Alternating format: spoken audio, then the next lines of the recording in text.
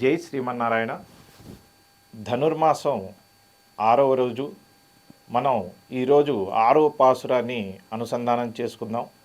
ముందుగా గురు పరంపరా శ్లోకాలు. లక్ష్మీనాథ సమారంభాం నాథయామున మధ్యమాం అస్మదాచార్య పర్యంతాం వందే గురు పరంపరాం. అస్మద్గురుభ్యో నమః. 6వ పాసురము.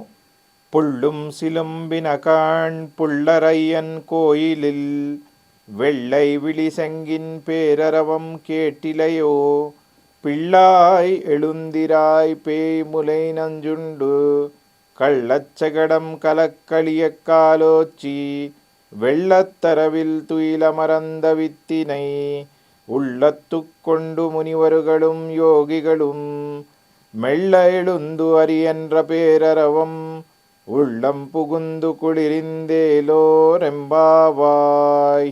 ఇక ఈ 6వ పాసురం అర్థం తెలుసుకుందాం.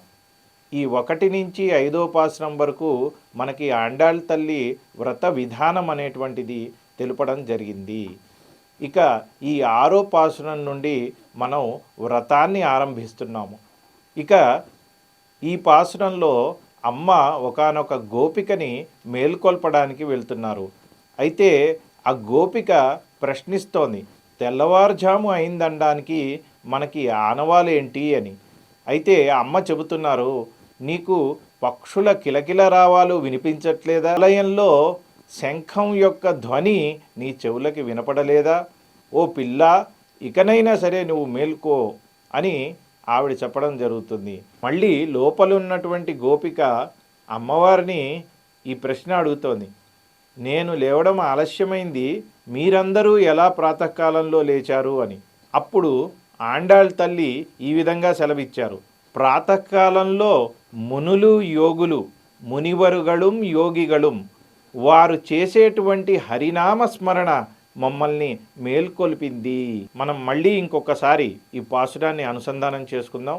పుళ్ళుం సిలంబినకాణ్ పుళ్ళరయ్యన్ కోయిలిల్ வெள்ளை விழிசெங்கின் பேரரவம் கேட்டிலையோ பிள்ளாய் எழுந்திராய் பேய்முலை நஞ்சுண்டு கள்ளச்சகடம் கலக்களிய காலோச்சி வெள்ளத்தரவில் துயிலமரந்த வித்தினை உள்ளத்துக்கொண்டு முனிவர்களும் யோகிகளும் மெல்ல எழுந்து அரியன்ற பேரரவம் உள்ளம் புகுந்து குளிరిందేలో రెంబావాయ్. జై శ్రీమన్నారాయణ.